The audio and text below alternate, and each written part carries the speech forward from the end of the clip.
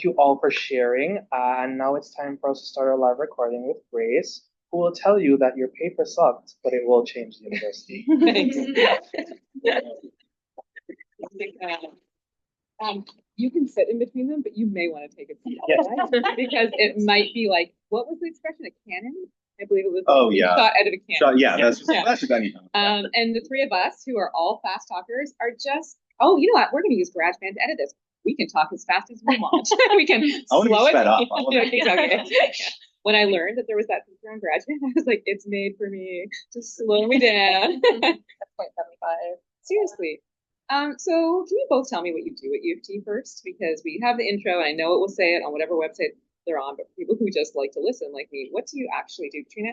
And tell me what else you've done at U of T, because I know this is not your first role. Oh, I am the team lead for systems and data management within student success within the Division of Student Life. So Trent and I are both part of the Division of Student Life, central service offering all kinds of different student supports, basically everything outside of the classroom that you can imagine. So some of our colleagues where I originated from was housing, so both providing support with on-campus housing like residence applications. So we are not the actual residences themselves. We partner up with all the different colleges that provide that, but the back-end system for student supply, as well as, and what I used to do, tenant education and emergency housing. Great. That happens a lot. And so there's support for that. Career services, so both exploration, in terms of things like job shadowing, as well as finding jobs, employer relations, that kind of thing. First Nations House, so Indigenous Student Services, multi-faith. Trent's team is student engagement. I'll let him talk about that. But kind of all the different supports. And so my team is really interesting. We are staff facing. It's my first time ever being a staff facing job. And I face inwards because my team operates both CLNX, which if you're a student or have been a student, you've heard about and had to use. What about for me? I don't know what it is. What is it? And Folio. So both of these are experiential learning platforms. So all those teams I just talked about, they offer appointments, events, different kinds of programs for students. And it's wayfinding for students to be able to access those things. So if a student wants to book with housing or First Nations House or Center for Community Partnerships, any of those folks, they can look online on now Folio for the majority of those teams, but CLNX still for all career-related things. That transition is happening this year. They can look online, see what appointments are on offer, tons and tons of different kinds of events, both one-off and like workshop series, as well as programs. So like Trent runs one of the biggest programs on campus, Starting Point, kind of like a passport program to sort of get a taste of everything Student Life has to offer. And so those programs are run on there. So tons of different things. When your title has data in it, like whose data? That's the data from there. So my team does both the systems configuration of those platforms. We work with the developer for bugs and feature requests and that kind of thing. We also then pull all the data out. We aggregate it. So just an FYI, we aren't looking at specific individuals. We take very, very seriously the data privacy of that, but we aggregate it together to take a look at trends and patterns and seeing who's both in the room and who's not in the room. So if there's a student who just has not attended any of the supports that you offer, is that a red flag? Are we able to see who's at risk, or is this more for event promotion and development? Both. So right now we do a lot of assessment based on who is in the room. But I'm a big fan of survivorship bias, where I'm like, don't just look at who came, look who didn't come and ask why. So looking at no-shows and cancellation numbers, which actually is something that Trent's team does really well. Like his director asks for those numbers. They often survey students to say, hey, we noticed that you registered, but then you didn't come. Why? And that question of why is so important. And so Trent, now you have to answer the question, like, what do we know about that? Well, so a lot of the programming we do, and I don't know if this is a full answer to the question, but you have registrants, and then typically we see quite a bit of attrition. So there's like, today, for example, I had an event, 40 or so registered, 25 came. So those 15, we don't necessarily always learn why they didn't come or if there's a bigger meaning to it, but we know these are the folks that we need to continue to reach out to, or we shouldn't just ignore them. It's like, okay, they didn't come. Often what my team will do is like, you follow up being like, oh, you didn't make it. Here's what you missed, here's where you can enroll again, things like that. I think it's easy to just treat that as like, okay, people came, we had 25 people come, we tell Katrina's team, they're like, great, gold star, you had people come. But it's not that much additional work to just reach out to those who didn't, but I think it can easily get lost in the cracks when you're like, oh, I have to tell these 10 people who came. It's not as much fun to make sure who didn't come, but I think it's important to still reach out. And I don't know if there are larger connections I've drawn other than to know, more often than not, if you reach out and they didn't come, you get the, oh, I missed it for this reason, but thank you for telling me, here's when I can come again. versus them just probably never thinking about it again. Do you want to introduce yourself before I continue? Should I or should I wait? I can I go don't know. more. Do you work at U of T? Sometimes. Okay, what do you do? Okay, yeah. So I'm Trent. I know I was introduced earlier. So I'm the team lead for orientation, transition, and engagement in student life. So that's where that student life piece. So orientation is a main part of my portfolio, but not in the way most people work with orientation. I more do the training for the student leaders who then go and run the orientation. So for folks who don't know, U of T St. George, and all this is UT St. George. Mine doesn't, I used to work at UTM, which I'll assume get to eventually. Which we have some people here from. Yes, Tiara, who was on my team at one point. Very exciting. And Emmanuel was on this team, fun enough. But yeah, so basically there are 11 first entry divisions, each run their own orientation program, which means they all do their own student leader hiring, student leader training, schedule sharing, all of that. So I kind of work centrally to coordinate all of those pieces. So like JOLT, which is Joint Orientation Leader Training, we had like 1,300 or so students get trained in this program this year. So me and my team implement that, run it, track it, all of that. We also kind of work centrally to make sure everyone is on the same page on certain key things. Like we want to make sure everyone's trained on things like consent, mental health and wellness, like EDI, things like that. So Joel covers that. Then we ensure like their schedules all contain that, and we help collaborate with like the Sexual Violence Prevention Center. They do a big keynote. So like we're very much kind of making sure everything happens, but it's nice because when orientation starts, I kind of just am done. I can just watch it happen. For the rest of the year. I'm the only, I think I'm the only like orientation person in the province who doesn't have a stressful Labor Day weekend. I'm kind of like, all right, yeah, like I'm good, I'm done. Because if it's not set up by Labor Day, you have a big problem. Well, at that point, yeah, exactly. Yeah. It's out of my hands at that point.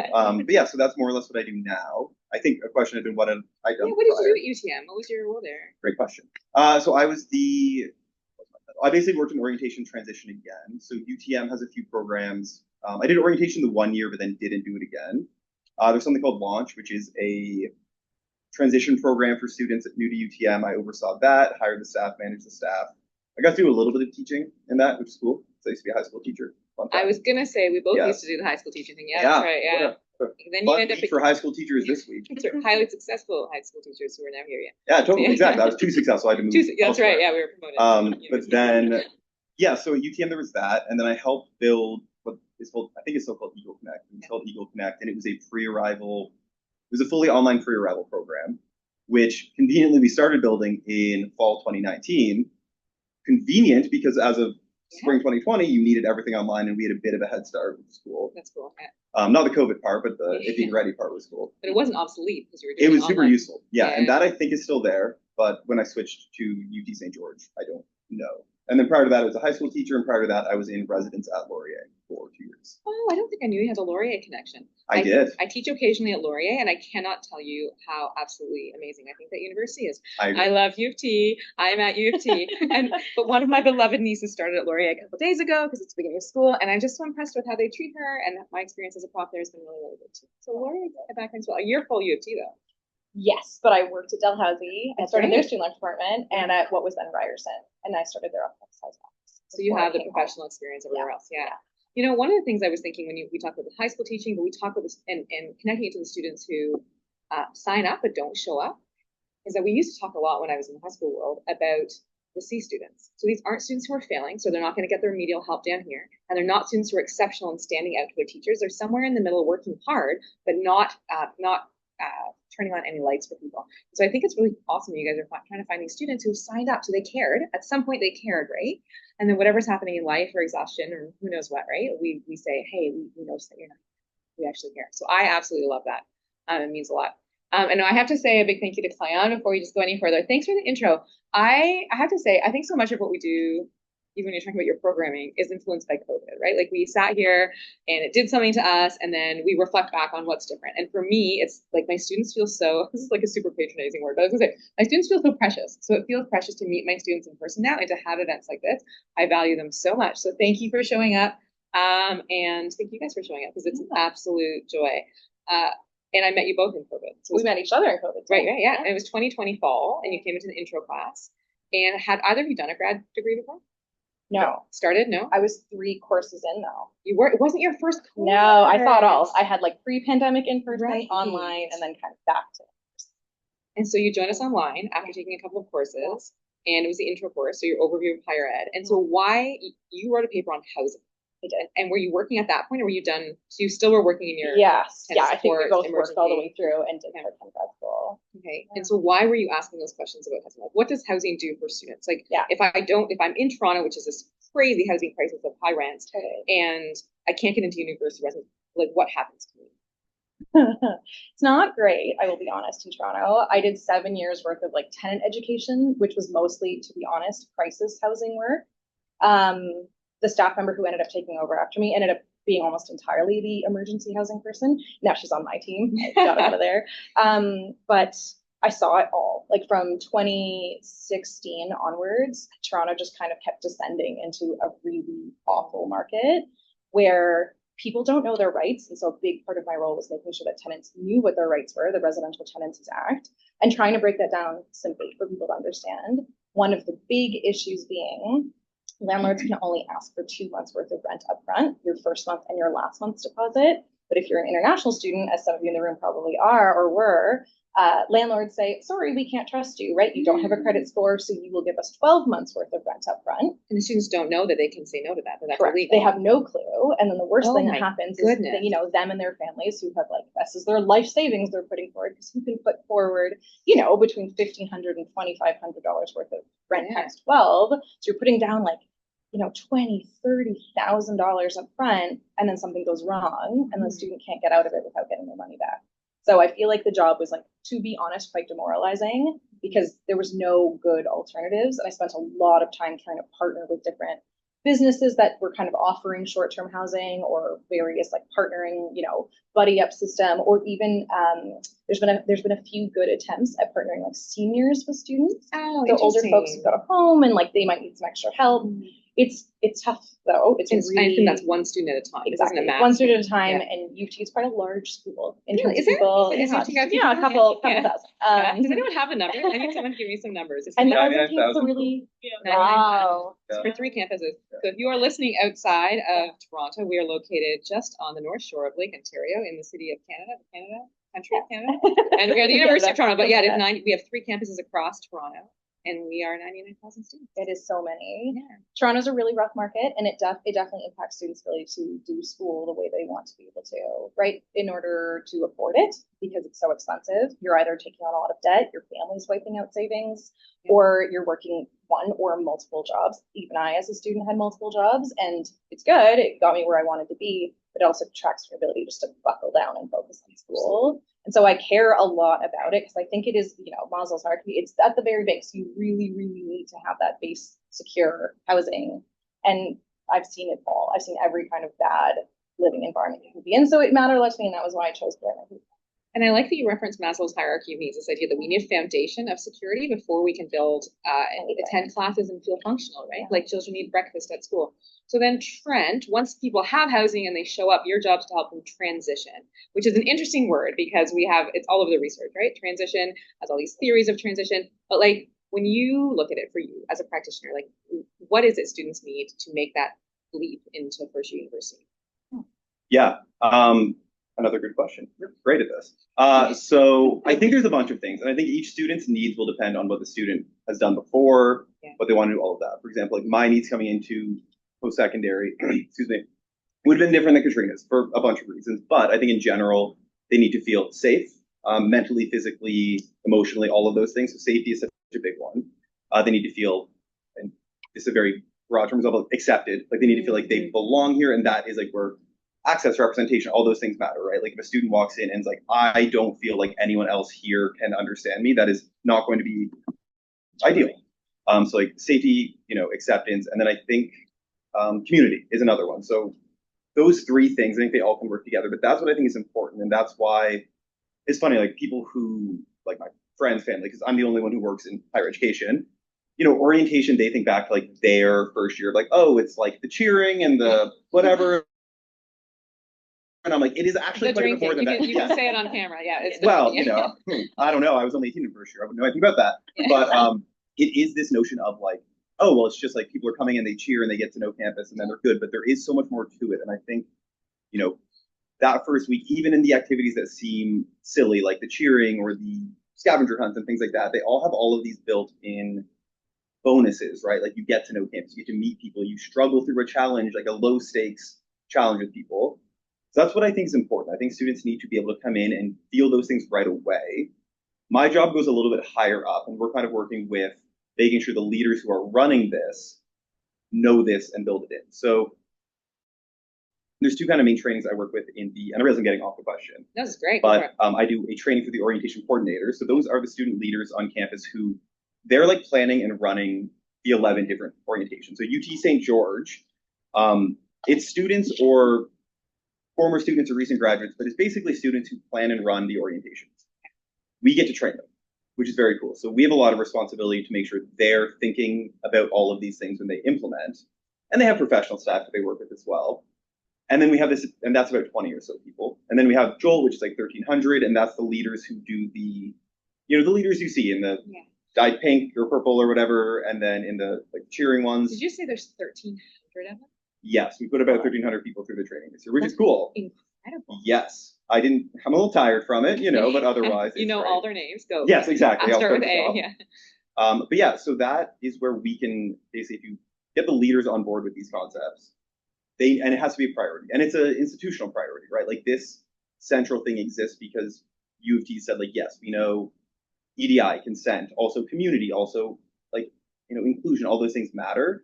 So it's like we make sure the coordinators know, make sure all the leaders know, and then ideally the students can experience that. So long story short, what's most important is that students come in and feel safe, they feel like they belong here, and then they feel like they have a community. And that, I think that's why the college system is good at U of T. Because they have this little community amidst 99,000 people, because it is pretty daunting otherwise. So yeah, that's why I like it. That's why I think it's important and like what matters in all of that. And just for heads up, if you're listening to this somewhere that doesn't have the college system, this is small-ish. Couple thousand. Yeah, a couple thousand residences, buildings, but they also have classrooms, and that's typically why they're considered a college. They're not just a giant residence. They actually have a discipline that's kind of based there. They have a history of sort of belonging and professors that are connected to them, things like that. And some of most of the earliest universities in Canada have these, but more recent ones don't always. So I actually went to Trent, interestingly enough, Trent, and we did have a college system, even though it was made in the 1960s. It was founded fairly late, which is interesting. So when we're looking at, like, if I'm a parent sending my kid to university, we're looking at transition. I hear you talking about things like consent, safety, the belonging, the EDI, but like if I want my kid to like know how to study and write a paper, like, is that part of transition as well? Like, where do you guys interface with academic success when we're kind of like, We have a team. It is formerly called Academic Success. Now they're Center for Learning Strategy Support. That is exactly what they do. They are brilliant learning strategists. They are our direct colleagues again, like under the same business student life. It's interesting because like I see the data, the GPAs of the students who access them tend to be your high performers. So they are there for students who are struggling.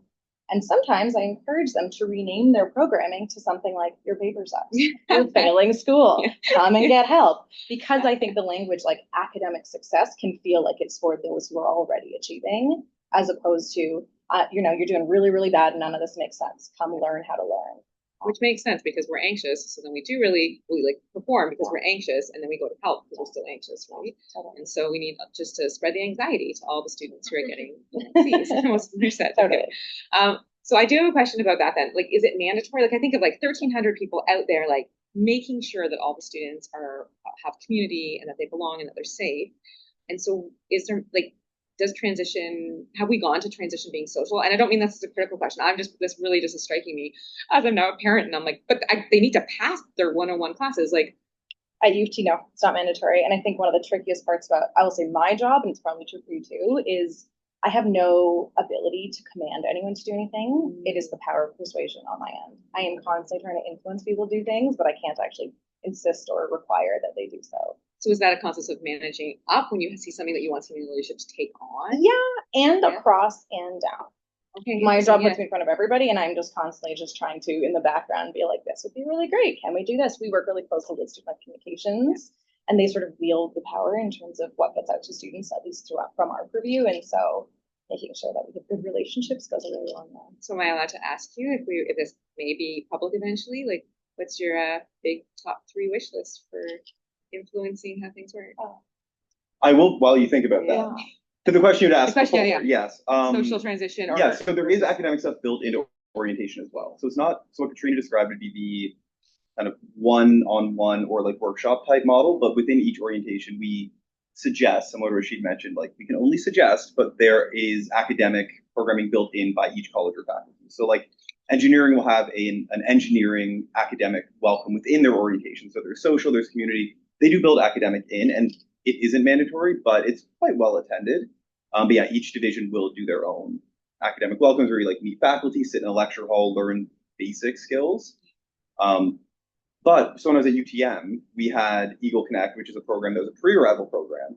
Within that were academic skill foundational components that students were all, wasn't mandatory, but every student at that time at least was opted in. So they were automatically put in. So every student had the chance to work through these modules, and in it were things like understanding note taking, understanding lectures, things like that. So it can exist in different forms at U of T. But yeah, within the orientation offerings, there are gentle requirements that we suggest for academic programming as well. So it's in there. So parents were like, they only like do scavenger hunts and cheer offs? No, mostly, but no, there are some academic pieces built in as well. Well, we know now that we didn't know 30 years ago when they were at university, they actually need to belong before they listen to class, right? Yes. Fascinating. And this is what we're going to talk about in terms of research. When we come in, we have these questions and we realize that the research is showing us that there are these foundational pieces that they need. I did have, okay, can you say the name of your passport program again? You mentioned it earlier, but what is it? Starting Point. Starting Point, okay. So that's the main campus, St. George one. Yes, that's St. George. Very cool. And any student participate. And I'm going to come back, I'm circling back. So what are your big top three? If I could go to administration, the number one thing I want is equity census data. So if you've been a U of T student, you've had to fill out the equity census. I don't need to know the specifics, right? I don't need to be able to trace it to an individual person. That's really complicated if you understand anything but data governance. However, if I could have that and connect it to things like people's GPAs, where they grew up, all the kind of data we sort of already have on students, I think we could do some very strategic work. And honestly, that could be all top three. Like I've been on my hands things begging. It's complicated, right? The university has good reasons for not just willy-nilly handing that out. I'm very hopeful that comes one day though. Pausing on that for a second, I believe you may or may not have been approached by someone named Alex Bowie who's doing a study on predictive analytics, right? And he's not doing the predictive analytics himself, but he's trying to figure out how would it fit. So how we're looking at administrators. Yeah. And so if we had predictive analytics using students' equity data, how would that work? Would it be beautiful? Yeah. I mean, it's Office of the Vice Provost of Innovation and Undergraduate Education, OVPIUE. Several of my favorite people here work there, and they are doing some really interesting stuff. There's a guy. He was on my very first hiring panel, Jeffrey Burrow, brilliant guy, and we did our PhDs there together. You go. You know Jeff Burrow. Yeah, he's sort of helping to take a look at student retention and attrition throughout the academic side. And I've seen some of the like dashboards he's done in Tableau on it, and it's been so interesting, kind of seeing how students manage to stay, but a lot of that is in isolation. It doesn't connect them to the services off of the, outside of the academic realm. I also really wish, and this is something I think I might try to do a little bit more actively this year, I really wish that the faculty and academic side and the student services side were more integrated. We're not. I've done lots of work with faculty. Some of them have no clue that we really exist or like what we actually do. It's political. UT is a very bureaucratic place. And so just, trying to use relationships to kind of navigate that a little bit better. So that way on the syllabus, there can be more promotion of, did you know there's Center for Learning Strategy Support? Did you know that there's like so many different kinds of peer mentors, mental health support? There's amazing, we'll talk about, there's amazing research on what peer mentors do for other students, right? So it's been replicated all over the world. And I think that having students participate as a requirement in a mentorship program of some sort would be something that probably my second item. And then I think having some kind of academic guidance. So we've got some colleagues in the room who work in registrar's offices, and that academic advising component, I think, is not to be overlooked in terms of how significant it is. So I wish that was a requirement because I only discovered that a registrar existed near the end of my undergrad. Absolutely, right. And I was like, oh, this is mind-blowingly good. But, I think students don't have enough of an orientation to all that exists for them. One of the pieces that we find when we look, again, we try and say, what is the research doing to inform this, right? This is the goal. And this is, of course, what I'm going to have to ask you about housing and about how we do work transition. Like when you did your papers, like what did the research show you? Because what I'm always fascinated with, I'm going to pause 1 second on that question, because when I look at students and they're in what we call basement brain for orientation, they're nervous, they're just trying to find their people, and if we give them too much of that academic stuff right then, or the very important piece that they need to remember in October, they may not remember it because of the way we actually know their brains are working in this new environment. And so we actually have to integrate this stuff through the year. And the profs actually have to be on board because then we're their touch point every week, right? Like we're there. And of course, our wonderful residence life people who do way more than I think any human normally could do, right? And are prepped for being a parent really well. Yeah, so okay, so you came into my class and you wrote a paper on housing.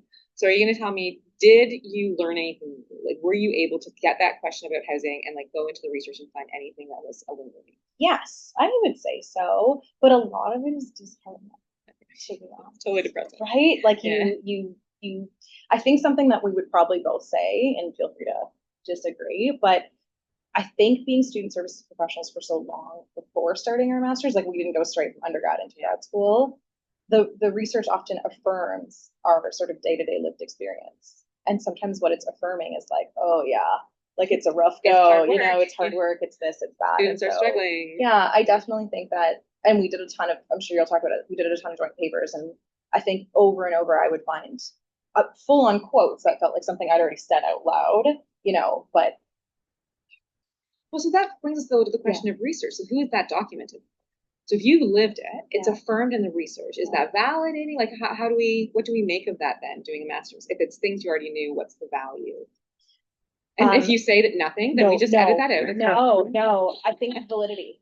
Like validity. You know, women of color in the world, not believed from the jump, unlike, you know, potentially others. Everyone believes Trent. It's interesting. Trent and I, our jobs overlap sometimes, and he'll walk into a room with people who I work closely with, and they're like, they look to him as if he sort of like knows what's going on. And I'm like, no, I invited him. And also, if there was a revolution, they do.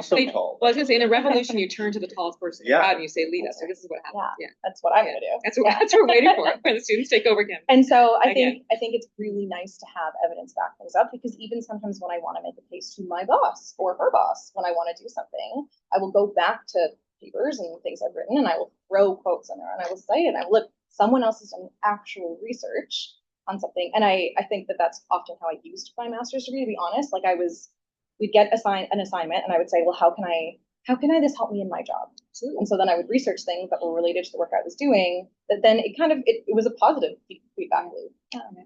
Well, I think that if you're coming in not having experience, it's hopefully that research then would take you a step back. Exactly. And then if you're an administrator who has lost touch, which at some point we often do, right? We lose touch with our student-facing roles, and we just haven't heard the same stories if we've gone into administrative roles and we're just not, you know, we're just managing. And so hopefully it reconnects you, right? So actually sure. Yeah, for you with transition, what happens when you begin to like look into the data? Did it feel like it resonated? Somewhat. So especially a lot of the stuff with transition is quite old and antiquated. Like there are those classic Tinto. Tinto's old. You just call Tinto old. I know, hot take. But I think a lot of it is to be taken with a grain of salt a little bit. But I also think for me, the value came from similar to what Katrina said, like things I've known or experienced being. I'm going to kind of turn that around, rephrase a bit. It's kind of like I would assume something because I'm like, I've seen this a bunch of times, so this is what it is. But then there are things like biases and lived experiences where I'm like, it was good for me to be like, oh, okay, either this is legitimate or, oh no, this was my small slice of like my experience. I had my first boss when I was at Laurier. I remember the one time I was like explaining something and I just kept being like, it just is that way. Like, I know it is, like I've seen it. And he basically had to say, like, you need to start actually backing things up because you can't just get away with saying like, it is because it is. Or like, I've seen it, so I know it. And that always kind of stuck with me. And then 10 years later, I decided to do a master's. But in the interim, I was really wrestling with it. But he has this notion that like, I can say, okay, I know this stuff works because I've seen it work, but it's only in that context. I've seen it work at U of T with me doing this, with these people doing this. So it could help me understand either, yeah, this is somewhat universal or it's universal for this type of context. So I think it helped with that. But I was also really bad, especially early on in my master's, for being like, I think it's these things, so I'm going to find the research that proves I'm correct and then write that. So can I ask which brilliant professor cured you of that habit that we all get into? It must have been you, right? It could have been, my professor. Yeah, it must have been you, yeah. I don't know if I got cured of The it. answer was that not actually. No, you don't think so? I don't know. Like, I think it's. What would you say you are if you said you really did your assignments to be? I think jerk projects. Oh, Or jerk. Spice it up. We love that. I don't know what's cured of it. I just had Katrina tell me what to do, and then I would. Well, we're really, really different people, those who know us. Yeah. I think we have some in the room who probably Yeah, like verify your staff that. girls in here, Yeah, like dramatically different people. So when we started to buddy up on all of our assignments, which we did for 7 out of our 8 classes It was together. 7? I thought I was the only one. I was surprised by that too. Yeah, I it thought it was a blur. as soon as we met, it was all of our classes Yeah. after that. So we technically took the one with you together. We Yeah. hadn't met. Yeah. We met in Jerks the next one because he grouped us together. And then for the entire rest of the degree I had, we took them all together and we did all our papers jointly. And I think because we're so different, we sort of fixed each other of that Yeah, problem absolutely. because we would have a different take on something and sort of say like, are you sure? I don't know, and, you know, pull different research and argue about it. So I'm gonna pause for a paradigm shift here because what I've been fascinated how it blew my mind. So I think I was your last class, You probably, were, right? yeah. And I had never taught the class before, and it was a full-on social experiment, a class on how to teach higher education. And I didn't wing it every week, but I wanted to try all the stuff I'd read in books I've never tried. So I tried it with you guys. And did every week work perfectly? Somewhere wacky. Actually, I was gonna be like, we're not gonna call this podcast for you guys your paper suck. It's gonna be your posture suck because you have this unbelievable ability to sit in the back of the class like this with your arms like crossed in this look of absolute concern on your face. And I was like, oh my gosh, I can't do this with you watching me. I was like, I need her on Zoom so I can just minimize her head. That was just like end of grad school burnout. That was not you. It was the last class. So Yeah. I get that. And you sit at the very back because you're really, really tall. And I was like, The 2 bad kids. yeah, that's you know. right. Yeah. And turns out you're both incredibly dialed in and very, very engaged. So I had to get over it. But I was going to say with that, you approached me right at the beginning. You said, hey, can we write? We've been writing our papers together. Could we do this again? And I was thinking about it. So it blew my mind. And I was like, okay, is this like a paradigm shift thing that we used to like, divide everything into those small bits and take them and analyze them, and that was how social sciences worked. And then we started to get interdisciplinary, and then we started to see things as holistic. And like, am I just part of this paradigm shift? And then I was like, this shouldn't shock you, Grace. Like, we co-publish as academics; it's what we do, and we often do group assignments. But for some reason, when it came to the essay, which is the thing still in certain classes, and when it came to assessing you, I was like, I don't know if I can do this, right? And I don't know why I said yes. But then you wrote this paper. You wrote it longer than it would have been because you needed to, because there's 2 of you. Yeah. And it was phenomenal. So I believe for that one, you took UDL, which is Universal Design for Learning, which is amazing, right? Because that's where we take the base of our students and say, if I design for everyone who has the greatest needs, we all benefit. Yeah. So, and that's how I designed my assessments for 1803. And you took it and said, let's do it. Let's apply it to student services. But I couldn't get this idea that you were writing it together. And here you're saying that you think it actually corrected. You actually felt like researching together shifted some of those habits to be better. So we weren't just confirmation bias. You had to actually shave each other. And then interpersonally, like, how did you get along? Like, does it have to be a personality? Flawlessly. No arguments ever, not Ever. one, no constant. But you didn't need to be trained in So it. we got grouped together with 2 other people. So it was a group of 4.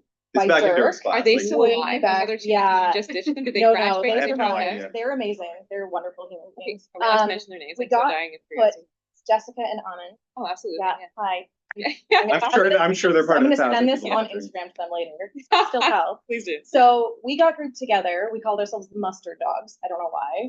It was the Yeah, I pandemic. don't know. I feel like I'd have. And here's what's weird. Trent was wearing blue light glasses, and I was convinced for the first year of knowing him that he wore glasses. Then I saw him in public one day, and I was like, where are your glasses? And it turns out he has perfect vision. Yeah. So that was like a trip. Also, how tall he was. That was also really weird because we didn't meet in person for an entire year. Absolutely. It was pandemic. But we met, and our energy it got along. We got along. I think I did a lot of like the bossing around, and he did a lot of the like, okay, Like, that they're speaking in the sounds past good. tense as if that's As if that changed. doesn't continue. So if I was using this then for assessment with students, what like personality coaching? Because I'm not just going to get a fit, right? So I put you in a group, and what do they need to know to be able to write a paper together? You have to create safety.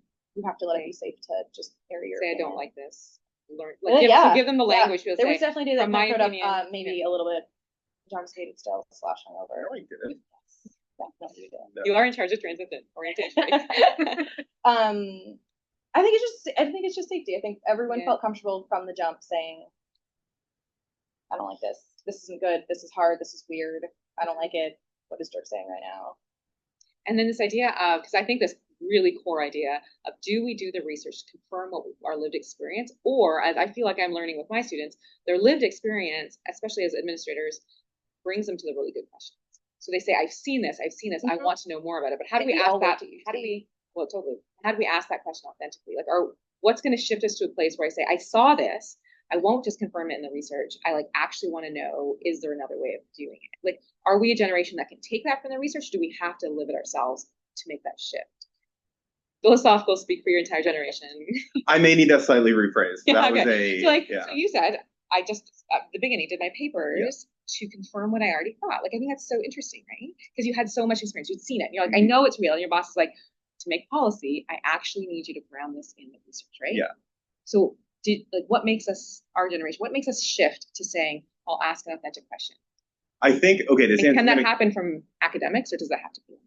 I don't know the answer to the second part, but I think for me, at least with the shift, I think a benefit came from being grouped up or in a two-person group, because you have more ability to take risks when there's two people involved. Like the example I'll give is, if it was just me, I'd be like, okay, I'm going to pick a topic that I feel comfortable writing about because it's just me and I want to make sure I get it done and get a good grade so I pass and all those good things. When it was both of us, it could be like, okay, we could pick kind of whatever topic because there were two people, we could explore multiple versions of it. So it could be, instead of it having to align with like what I'm comfortable with, it could be, and often it would kind of be, our dynamic was, Katrina would be like, I have these 500 ideas. And I'd be like, okay, cool, let's narrow it to and we were able to kind of narrow it down and find a happy medium, which forced us both to bend from what we would have typically done otherwise. Yeah. So I think in regards to kind of pushing past what's comfortable, it's like it's beneficial to multiple people, because then it's like, okay, I would want to talk about this, she'd want to talk about this. And I think an example is at UDL papers. I don't remember what you started at, what I started at, but it wasn't there. Then we met in the middle being like, okay, this covers kind of what we would both find interesting. Mm-hmm. And then how we approach it, right? Like the way she would do research is different than how I would do research. So we'd find different articles and different perspectives. And then how I would write is different. So you get all of this variance, and then together creates a new thing, because neither of us could have written that paper independently, because that just isn't how our brains work. But combined, it is a different thing than we could have created individually. And I would argue more valuable, because hands down, there was the best paper of that class. So then what do I do with that as a professor when I'm looking at assessment? I'm like, I need to be able to create these joint creation opportunities for students, or else they're not actually getting the richness they could even out of the class, right? I'm not just giving them something and asking them then to produce. I have to put them with their peers in really dynamic ways, and it's not good for me not to do it. If I could put on my student services hat, you should make them do something that isn't academic together first. The bonding, right? Yeah. Do you ever not have the student services?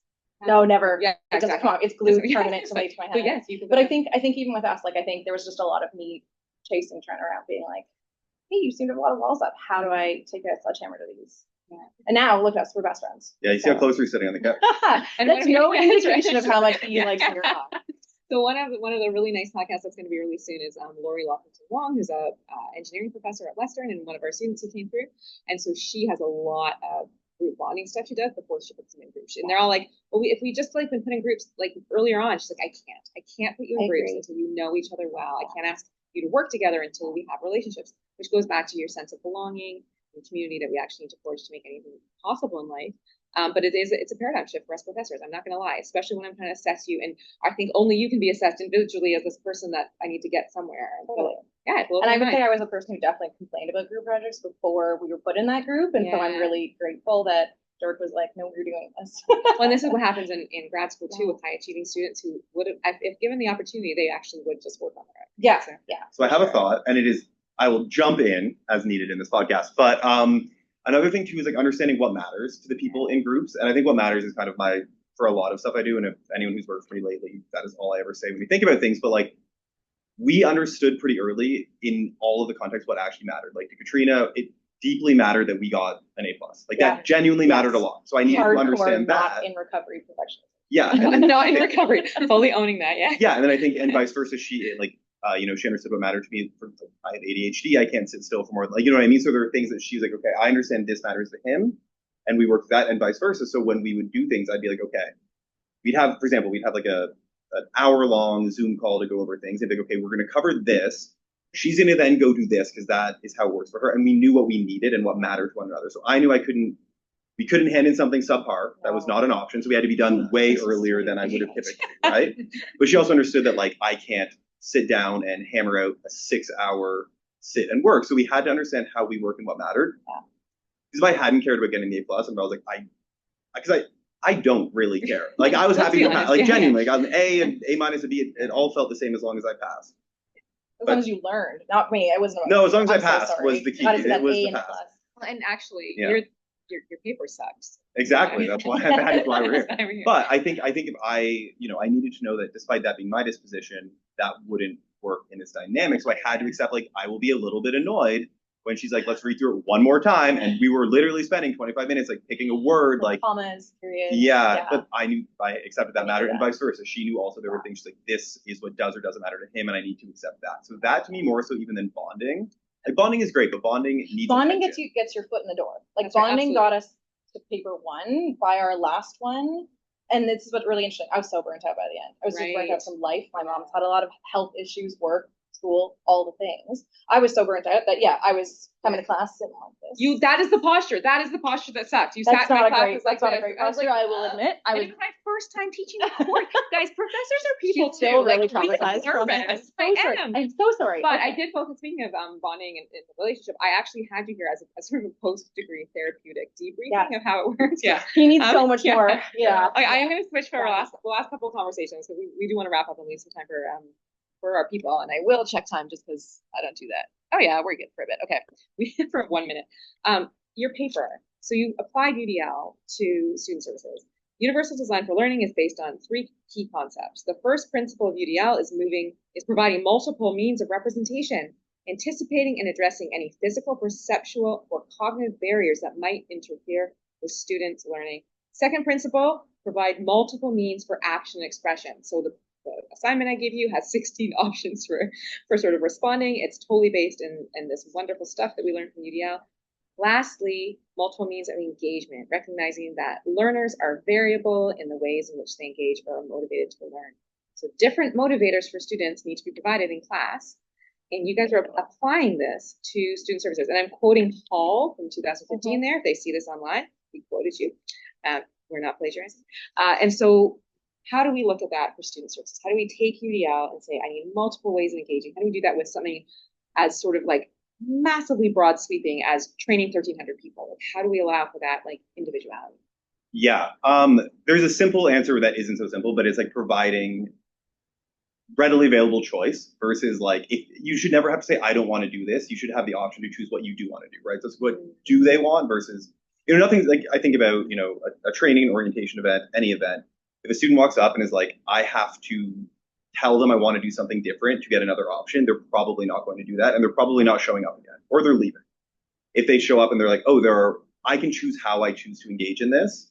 So that's what you have to do. And it is not as easy as I'm making it seem because you have to consider space and time and accommodations and resourcing and money and all of that. But like the goal, synthesizing that down to like one thought is a student shouldn't have to say anything other than like, I'm choosing this option to get what they need. It shouldn't have to be like, and advocacy is important and we want to teach students to advocate. And I think, again, this is not necessarily possible without a lot more resourcing and time and energy spent. But it's like, if I show up to an event, I shouldn't have to say no and then ask what I want. It should just be there for me or something I can do. And it's also important to know within that something you can do that is the same level as what everyone else gets to do, right? Like it shouldn't be they're all playing touch football and you get to sit and paint a piece of paper. Like it should be like what they're getting out of it, whether it's the learning goals, the experience, whatever the core of the event or program or training is. There should be multiple ways to get to that thing so that students don't have to say anything. They can just pick and then go do it and not feel like they're being excluded or not prioritized or anything like that. So that is the way it can look. Now, how is a lot more complicated, but that is like the idea in my mind, at least, but I'm curious if you have other thoughts. I think the biggest thing for me is making sure that everyone feels like they're getting the same outcome, but you don't have to force people through the same mechanisms. And you have to assume I'm an extrovert, one that people call an aggressive and or raging. Flaming, yeah, exactly. Not raging. And the best piece of advice I ever got was plan for introverts. Plan the party for introverts. Extroverts are going to find friends and people to talk to and whatever. how do you plan an event or whatever so that your introverts are okay? Do we still invite them to our events? You should. Oh, we do, so right, They right. want to be invited, but they also want a quiet corner. They want to be allowed to not have to meet every single other stranger, which is really hard for me, but you know, turns out sometimes they're just more comfortable with people they know. And so how do you plan for who's coming and what they might have as needs and to give them the same outcome? So I have a ton of knee issues. I don't look like I do, and you can't really tell. I need to sit. Like I can't, if this whole thing was standing, I couldn't have done it. I need to sit. So making sure that there are seats available for people. And then now you just extrapolate that to every other kind of concept. And it's tricky, but making sure, you know, if you've got a PowerPoint, is there, have you put alt text on your images? Have you provided like a printed large form, like a printout of it? Like, are there some basic things that you can kind of do as your standard practice? And we have a colleague, Adonica, who I think does a really good job on her events and the event description. She outright tells people what the participation expectations will be. If it's online, whether or not they should have their camera on. Like there's some core things I think we could all be kind of doing a bit better, baked into the way we just do things day to day, that should be part of the UDL experience of student services. And I guess my last question with that is, when you talked at the beginning about these key pieces for students, so belonging, safety, community, can we do those less logistical, less like physical barriers, or like, can we do those things with UDL included? The introvert extrovert thing is a great example of that, actually. But multiple identities coming in, like how do we say here's 9 ways to engage in this consent workshop, or like how do we right? Yeah, consent I mean, to do group work is what I'm talking.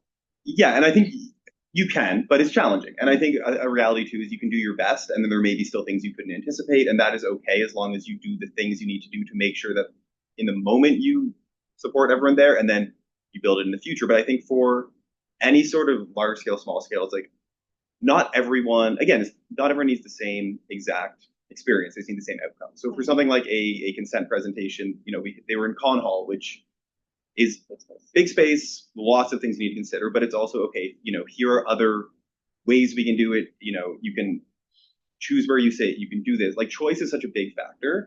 And again, not just choosing whether or not you're going to do it, but getting to choose, like, you know, an example could be something like a scavenger hunt. I know like this year, every single orientation did a scavenger hunt, but you could be like, okay, here are, you know, as your team, here are 30 things you need to do 10 of them. Right. Okay, students have choice now.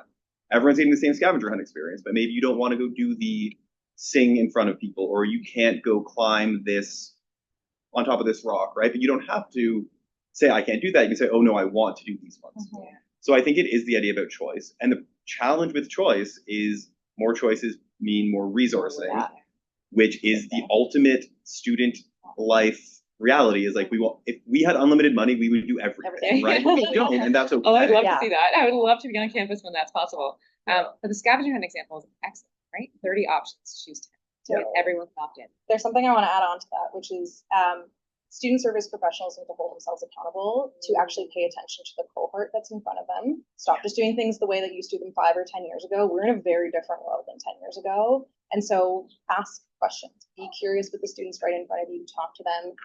They're there, you know, they're hoping that you will engage with them. And so I want like to say to my fellow student service professionals to see themselves all as having a responsibility towards our students. You're not in this field for the money, let's be honest. So you're in the field until it's unlimitedly funded. Exactly, then until there's unlimited money. Trent wins the lottery and then donates it all. Yeah, some. But I think that's it, right? Is holding ourselves accountable and making sure that we are adjusting and tweaking and being open to feedback. That's a scary thing for people. Grad school really teaches you that, though. So, yeah. It is hard, though. It's really hard. Especially when they are cool young undergrads who are 19 and they're staring. And they're sitting back in the room like this. They sit with their sucky posture in the back of my classroom. So that is a great one thought to leave our listeners with. Trent, do you have a one thought to leave our listeners with today? I have so many thoughts. Around this, I think, jumping off what Katrina said, and maybe it's not the most profound final thought, but I was a high school teacher for a couple of years, and there was a teacher I worked with who every 3 or 4 or 5, I don't remember how many years, but if he was teaching the same course, he had been teaching for like 25 years, he would scrap everything and rebuild it. And his logic was, it's a lot of work and it's hard, but it's the only way to make sure you're not just falling into the traps. If you told a student affair, like I've been at U of T now for 5 years, and if you told me like scrap everything and start fresh, I would cry. Yeah. But are there versions of that, like to Katrina's point of, are we actually listening to the students? The amount of times, anyone in the university hears, well, we've always done it that way. That's such a bad reason to continue doing something. If you can say, we've always done it this way and here's why. Okay, better. A question I love to ask, and it annoys folks who work for me, sorry, Manny, is like why? And if people, my logic is, and I let them ask me why back. And if I can't explain why we're doing something, I should probably reevaluate if we're doing it. So if we're like, oh, we're going to do this way because we've done it that way for 10 years. And like, okay, well, why? I'm like, oh, we've done it that way for 10 years. But if they can't answer why we've done it that way for 10 years, then we should explore alternatives, because I think it's very easy to something work well enough, but is it actually working well? And that, I think, is a really important thing to consider when working with students. And you guys were my first cohort of 1803 online for COVID. And the silver lining of COVID for me was I was able to scrap the in-person stuff that I had been given. I revamped the course, but guess what? I'm 4 years in. And I have that itch. I'm like, I have terrible news where you have to scrap it all again. No, but I'm totally gonna take this. I want to, because the itch is there, because we get bored too, right? Those of us who can't sit still, and we get bored. I want to thank you guys so much. What I'm gonna do now for people who are here, it is 5 o'clock. So if anyone needs to go, please go. If you want to stay and ask questions, we'll just leave the recording on for question asking, knowing that if you don't want to be recorded for your question, just ask us to pause it and we can do that. So anyone who needs to leave, feel free. There's no offense at all. It is, I want to keep the time for anyone who needs to go. Otherwise, Plan, you want to facilitate some question asking? Sure. Anyone have any questions? Oh. Yeah, no, you do. I need to go teach. You'll scrap your entire syllabus. It's over. It's gone. Anyone? Question? Yes. Well, first off, thank you so much for your insights. That was really, really tremendous. So thank you. My question is, with regards to the universal design, and you talked about resourcing and how that is obviously a barrier or a challenge. From the perspective of, and maybe this is just my front of mind for me because I talked about it on the podcast, Grace, but in terms of the staff, like how do they, in your experience, are they, you kind of said like, they're a little bit antsy about revamping things and they have that institutional, like, this is how we've always done it. So what would you say to staff that are like, listen, we're tapped out, we're burnt out. We are also just trying to get through. And now you want us with good reason, like this is a great why, and this is a great intention, but realistically it's difficult. What would you say to staff that maybe have that response? Leaving aside faculty and maybe leadership, because I think with them it's even harder to convince, but just staff on the ground that are doing it every day and then push back and say, I would love to, but I'm at capacity. I'm happy to jump in. Great question. Where did you learn to ask such great questions? It's amazing. Yeah, someone. So it is. Thank you. Say it into the camera. Actually, that'd be great. Please edit this. Yeah. So I think that is a really good question. And I think the way I would approach it, and I would hope folks approach it, is like, we still should strive toward this improvement, but it doesn't have to all happen at once. So if a staff member was like, I'm burnt out, I can't implement these changes, it would be, okay, like, what is a step we can make? Maybe you're not scrapping everything. In fact, probably don't scrap everything because that would be a lot. But it's like, okay, we know this, we get so much feedback and assessment. Katrina's team has so much data. Like, we know what we need to do. So this year, what is one thing or what are two things? Each year, if we're building towards, because again, you shouldn't, if a program is good, you shouldn't scrap it, but you should be evaluating it always. So it's like, okay, this worked. Next year, let's add this. And that's what I try to think through when I do programming. An example is Jolt, which is our big orientation training. I came in 2 summers ago with Manny, and it was my first time doing it. So it was like survive. Like year one, it's like survive, run the program. The next year is like, okay, perfect. I put that in brackets, but it's like, let's run it well. Then this year was, okay, how can we grow it and make it better? So this year we added in an online component. So then for this, it's like, what can you do each year to just keep moving it forward? Iterate is really what it's Yes, about. iterate, exactly. Yeah. See, that's why we work so well together. I said because there's a big complicated word she can throw. Exactly. Yeah, that's what I would say is like, you would, and then if they're like, I can't even do that, then it's those conversations with staff of like, okay, let's work together and figure out a plan. Yeah. Right? It depends on if you're their leader or if you have a leader, because you're always trying to get that leadership buy-in. And that's where data and research comes in, right? Because I always try to sell my boss using the data. You can't argue with it. Exactly. So you need the masters to be able to influence your bosses at U of T. I mean, this is how it works, right? Yeah. I'm sorry. If I'm like Please. taking. You follow up with your Yeah, follow-up. I have so, you know me, Grace, yeah. That's why I love having you in class. Yeah, for your thing about research, do you find that but thank you, Trent, that was awesome. You're welcome. Shout out to you. I'm all over the place. But in terms of the research angle, definitely, do you find that there is, though, a barrier to helping student staff understand the research? Like, do you feel like it's accessible? Because it's one thing to make it, and it's like, it's beautiful, and I get it, and I want to share it, but like, sadly, like, I've never, and I've asked people, like, where's the research? And they're like, it's there, but we don't know how to access it. Like, it's not easily shared. Why is that? And what can why is that is a much bigger. So they all have to take 1803 or start to run like they can come for 2 sessions. Get all of your staff going through. Don't you wish? But so this is what we talk about knowledge translation. And what I think is that we have to do that job, because you'll actually get these absolutely amazing students coming out of undergrad, and they've worked a couple of part-time jobs, they're student work jobs, and they come in and they'll be in my class and they talk. If they talk the language of intersectionality. They talk the language of multiple dimensions of identity. They just didn't know it came from a theory. Like even like generational theory. You guys talk about being millennials. Generational theory started in the late 1980s by these sociologists who put this forward. And then of course now it's gone into pop culture. Those students aren't getting it from pop culture. They're actually getting it from the great training you guys are giving them, right? They're one of the chosen 1300. So much of your work in student services is relationships. I've said it like 3 times and I'll keep saying it.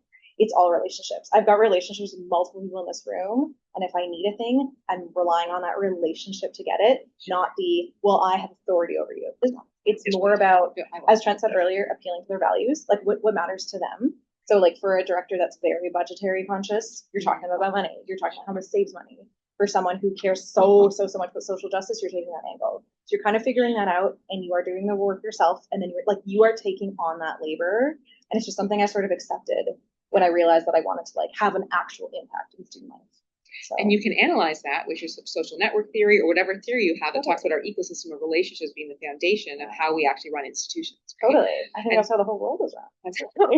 I think so, actually, yeah. And actually, I think the entire world is run through you, because every time I go on campus, I meet people and they're like, oh, yeah, I know Katrina. And I'm like, right. Just a celebrity. As the entire front row here is nodding, right? Yeah.